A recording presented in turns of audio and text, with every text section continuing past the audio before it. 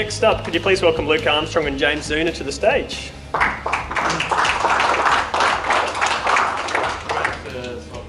Yeah, no worries. So Luke's the creator and director of Reactivate Function, started his RM training in 2016. James is a junior physio at Verona Physio. Cool. How are we? Good? Yeah, nods. So this presentation is going to be a bit more dynamic than the other ones, just because there's two of us. And what I thought we'd do, since I'm the PT here, we'll all get up, hop up, and we'll just do 10 squats. Just not, if you have injuries, you know, don't do the squats, but if you don't, just do 10 squats, just shake out the legs. Do you want to stand there? Yeah. I like moving around as well and getting heaps of interactions, so feel free to sort of interact as much as you can. I don't want to just stand up here and bore you. Not that it's going to be boring, because it won't be, but still. Okay, that should be 10, right? We're going off Luke's numbers. So the big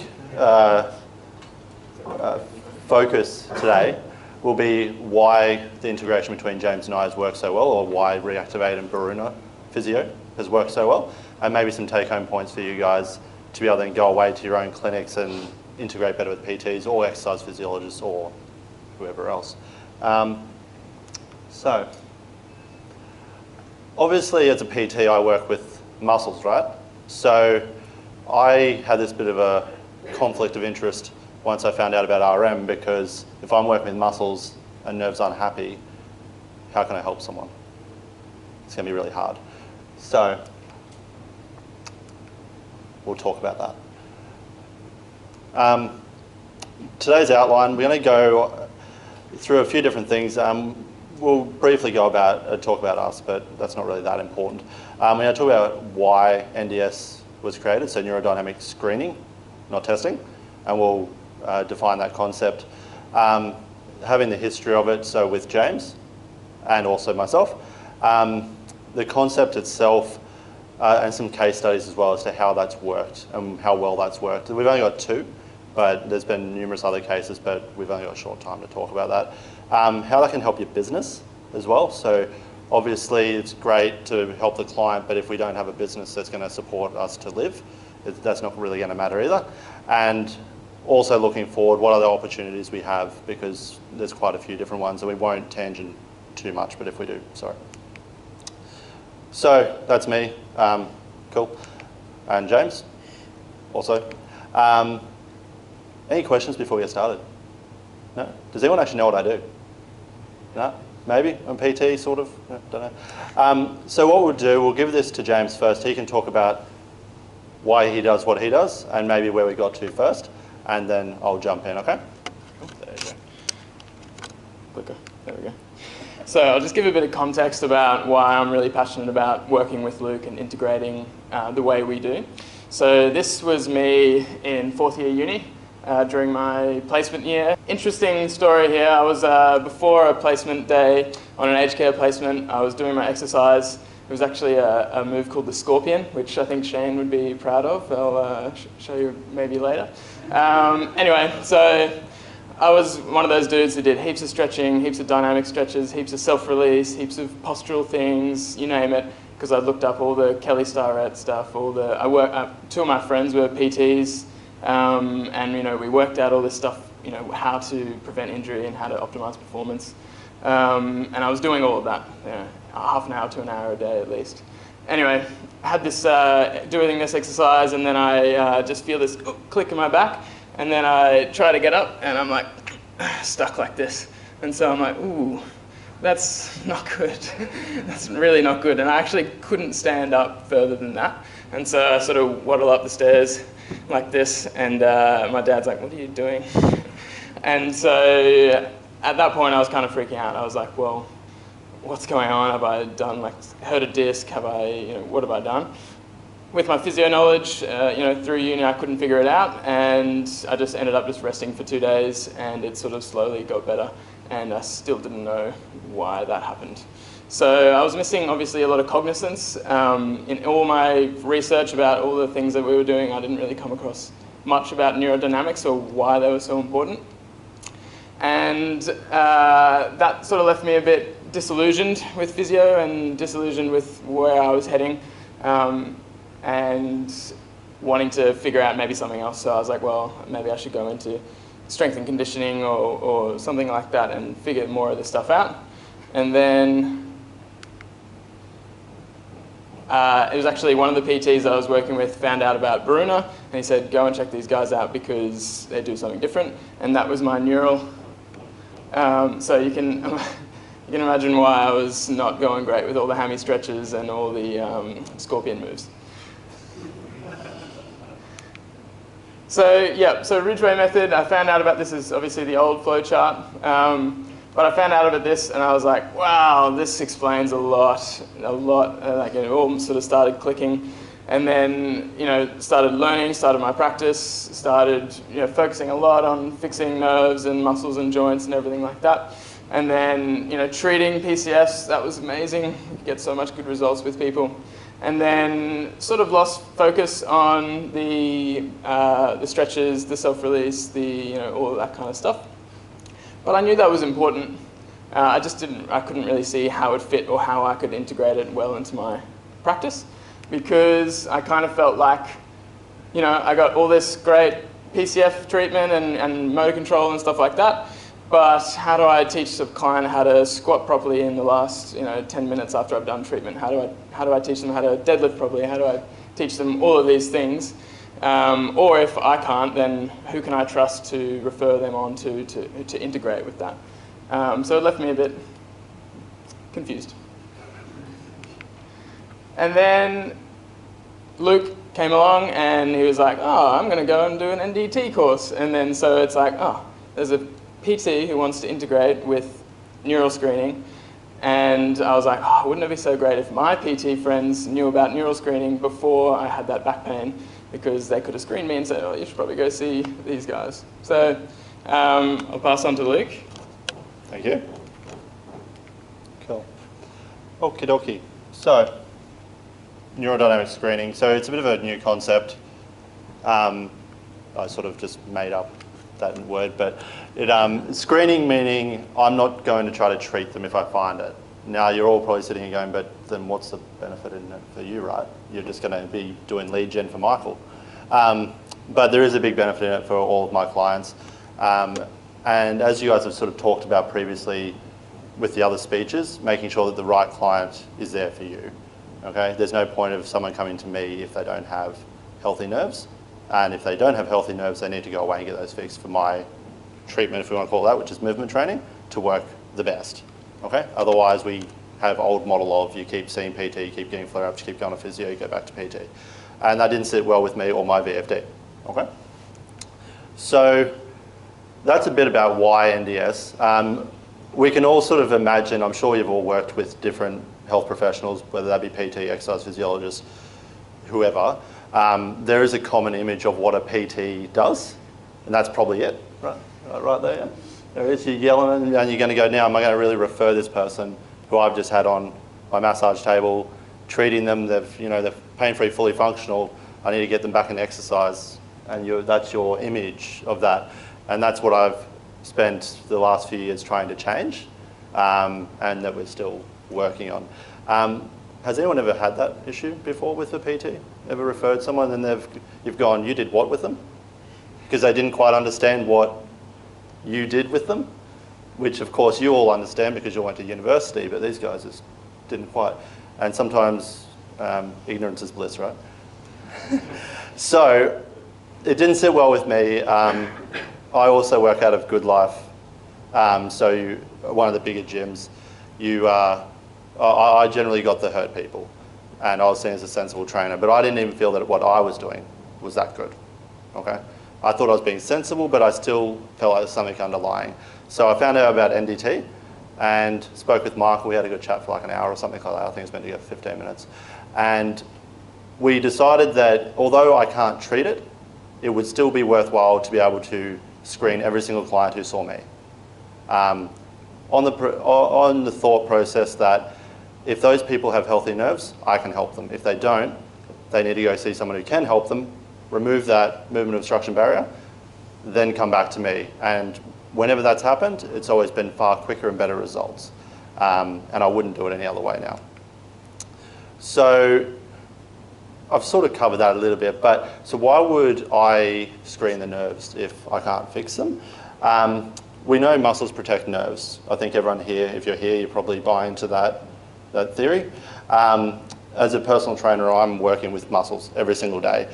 That's going to be a problem if their nerves aren't working right, yeah? Because I may be giving them the best exercises. I'm giving them their clams and their squats because they're the best exercises, right, for glutes. And yet they keep hurting their back. Why is that? And I'm sure you guys have experienced that where you've sent them off to a PT, their nerves have been good, and they come back and go, whoa, what's happened here? When you have this system in place, you can actually check at the start of the session, at the end of the session, and you can go, oh, you've come to me and your nerves aren't happy. Maybe that deadlift isn't a good idea today. And it is a really good pre-screen before even a session, and we'll talk about in the case studies how that works when it comes to the real tricky guys you guys would have. As RM professionals, I'm sure you all get the more tricky clients that everyone else hasn't fixed yet. So even more so for you, the normal physios, you need to trust that the health professionals are not going to hurt them afterwards. And that they have measures in place to mitigate that if something happens, okay? What we got here? So how does it all work? So how does the process work where someone comes and sees me, I refer them off, okay, so what's the benefit? How's that going to work?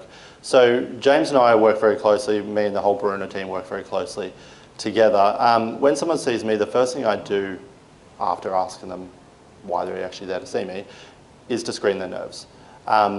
If we find that their nerves aren't what we call happy or they're not gliding well, we explain to them how that is going to obstruct their movement. I'm a movement specialist. That's going to be a problem, right? So that's where we'll CC in James to an email. We'll always get him to call them. I don't know whether you guys have had much in regards to referrals of PTs before. Yes? No? Yeah? We've always found that getting the physio to call them works better rather than going, no, I sent you someone, trust me. And they never call you back. So really important that you get the physio to call them. Okay? And you CC everyone in just like you normally would. You do also explain as a PT that when your nerves are better and the underlying cause has been found, which we'll go through as to, that's very important to tell them as well, I can help you. In fact, I can actually help you a hell of a lot better than before. So some obstacles.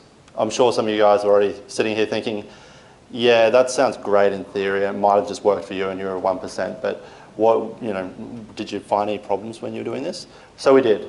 So the first one, for both parties, I think, I could be wrong, and I think for most humans, is ego. So I'm the best at what I do, I can fix them. Well, we all know that we're all the best at the bit we do, and we need a team approach. Okay, so ego is a big thing, especially in PT, because you don't refer to a physio because they're just going to take your client, right? Of course not. But if you don't have systems in place like this where you can work with the physio and there's a respect on both sides, that could be an issue. Miscommunication, so making sure that you understand the model that you're about to refer to is a really big thing as well. So when you guys go back and end up working with PTs, making sure they actually understand the RM model. Because if they're just saying, go get your nerves screened and then come back to me, and you are sitting there saying, yeah, that's only really the symptom, we still need to find the underlying cause, and it's actually going to take a few more sessions, that's going to be a bit of an issue, okay? And you're really setting everyone up for failure. It's new. So I was initially the only PT who did it, so that's quite scary in itself. Yeah, well, no one else is doing it, so it must not work, right? But I mean, you guys get it more than most because you do an RM. Most people aren't doing that, are they? Yeah. Does that all make sense? Yep. Does anything not make sense? Does anyone think that wouldn't work? No? Okay. We'll go into some case studies now. We're going to get James to talk a little bit about the clinical side of things and maybe some of the treatments that have happened with these people. And I'll talk about the exercise as well. But for the first one, because Dan actually did most of the treatment, I'll sort of jump over on this one, I think. So this client, Diane, she came to me, very normal sort of client to come see me, post-ACL, has lower back pain, been told by her chiros and previous physios, you're actually all good to go back to the gym. This was actually quite recent after I did the NDT course, so I was like, sweet, this will be a tricky one, let's see how this goes. We did an initial consultation, and we found that there was a positive lower limb neural. She actually had some swelling as well, which we discovered, and I recommended that maybe, as well as seeing a chiro, maybe you go see this guy, Dan. Okay? So, with a bit of pushing. Hey? Oh, sorry, see James. Should I see James first? And then James did NDT, and then we referred up, sorry. Yeah, don't give Dan all the credit, okay? He did most of the fixing, Dan just took all the credit. That's how it always happens. Which is always how it happens, right? So Diane was really quite a tricky client. She'd had this for quite a long time, had lots of other previous expectations as to what physio is. Vendor physios didn't help me. So you can imagine the communication wasn't the best back then compared to how I communicate now. But we managed to get her to go see Dan. So the one on the left is how I normally get people. Okay, that's good apparently. That person's good to go to the gym. And you can imagine how exercise goes with someone like that. So I don't train someone like that. I'll refer them. But this is the kind of person who your PTs would, from other professionals, potentially get. So to have the ability to be able to refer off is really important. You can see the results here with James clearing the neural. Yeah, James is clearing the neural. And maybe even making those movements better, I'm not quite sure. So that was her then, and recently running, okay? You can see that the integration doesn't just stop with me going and seeing them or me just emailing. It is also us going to see each other's sessions, okay? And that's probably one of the more important things that is vital to incorporate with your PTs as well, to get them to see the process, see how hurt they were, rather than just, now they were hurt, here's an email, here's some pictures. So, second one, Georgina, just to protect privacy. Georgia, there. I'm just being wary of time, so I won't go into too much detail with this one, but the main points that I want to get across is she was a very complex client that Michael actually saw originally, and then shared between me and Michael for PCF treatment and motor control. So these are the results that Michael was able to get. So obviously quite restricted neural, very restricted thoracic, and there was lots of other photos that we actually haven't included. But the progress graph is the main thing that I wanted to get across, because she had great results, great improvements down through here with PCF treatment and NDT treatment. And then, a bit more, especially, so that was so Michael up here, then mostly me, and then we got to a stage where she needed to see Michael again, and then we were like, well, maybe it's time to start up with Luke for some strengthening of your motor control and for to space out the treatments more. And then, so she was able to actually just continue improving, even though the treatments weren't as often. Then the training with Luke actually helped to strengthen her motor control enough, because her motor control was quite tricky. And then Luke was able to come in, observe Michael doing motor control with her, then integrate that into exercises in the gym and screen her nose before and after to make sure that it wasn't flaring up. And it's just been like a really good example of how well you can integrate with other professionals when you speak in the same language and when you're able to observe each other in practice. So yeah, I won't go too far into that because there's some other things that are important to get across today. I think this is a big one for me, because if I knew about NDS in the first place, I wouldn't have had to go through all that time and effort of all these different things that I do to myself. I think those things are still great, but without NDS, it's like a missing link. So one of our big goals is to just spread the word as much as possible. So one way we're doing that is teaching other PTs. So now the PTs that I was mates with have learned NDS. They came to a course which I ran with Michael, not by myself, but I was involved in running that. And then they're able to do that now where Luke has put out a complimentary NDS thing, so people just come in, they see him for neural screening, thank you Sharon, and they are able to just go to me straight away because Luke's able to explain the neural. And so that's a big value add for the PTs, because they're able to say, yep, you're good for me to train you at the moment, or no. And then much easier referrals. And I've found actually lately, because Luke is so good at explaining it, because he understands it so well, then clients are much more keen to book in for 90-minute initial assessments, 2-hour initial assessments. I've had a couple of those, and they just get the fact that this is important and we need to get through these steps. So it's actually been a massive change for me, for the client's cognizance, for our ability to help them back to their family and healthy activity time, to problem solve. It matches all the values that we're wanting to achieve, and it's just really satisfying. So I'll wrap it up there. But yeah, ask questions at the end about anything that we skipped over because of time. Thank you.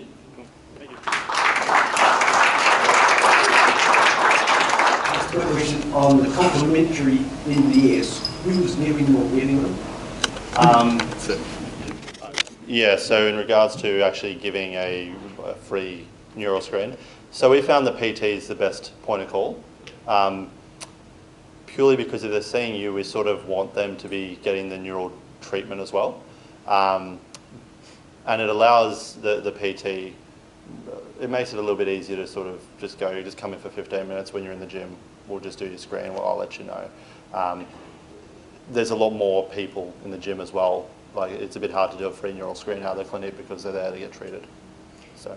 I'll just add an extra to that. So the reason that's beneficial as well for the PT is because you don't just want to be saying, just give up all your free time, because to screen people so I can get clients. It's part of the integration, so the PT can screen the client and they can refer them on, but because you're integrating with that PT, then once you've found a PCF and treated them and they're functional and pain-free, then you need to send them back to the PT for training to strengthen the motor control. So it's sort of a win-win. Which then they pay you full price. Yes. So when you find someone with a positive NDS, yes, how do you explain to them why they need to go see you? That's a good one. He's a thinker. So it's not just explaining once I've found it, it's actually really setting them up to understand it. Having something to show them what nerves look like and the structures of the nerve root, I find really works well. So making them actually understand how the nerve should glide, because most clients, especially when they're seeing someone like myself, they don't really understand any of that stuff. You guys might, you guys have like all your spines and stuff like that in your clinic, but in a gym there isn't those things. So actually showing them, like I have a little pelvis with a spine that has the nerve roots coming out of it, showing them how the nerve should work, and just trying to keep it at their level. Some people want to know more, some people don't. And explaining how, like I said in the presentation, my goal is to make you move better. I can't make you move better if your nerves don't work well, so that needs to be our starting point. How much sense does that make to you? That's generally how I start it, and then allow them to kind of go back and forth with it. But most people kind of get it when you go, your nerves are connected everywhere, and they're, oh yeah, that's right, I do get that knee pain and also back pain. So, yeah. So it's almost helping them understand the why. Understand the why, but you'll find PTs will understand remote causes a lot better than physios, generally speaking, not you guys, just because there is the world of physio where it's local treatment at the moment. So whereas PT is like, we're going to squat, we're going to use the whole body. So that I've found anyway, I don't know about you, but when we've ever worked with other PTs, they kind of get that there's going to be other causes, it's not just local. So.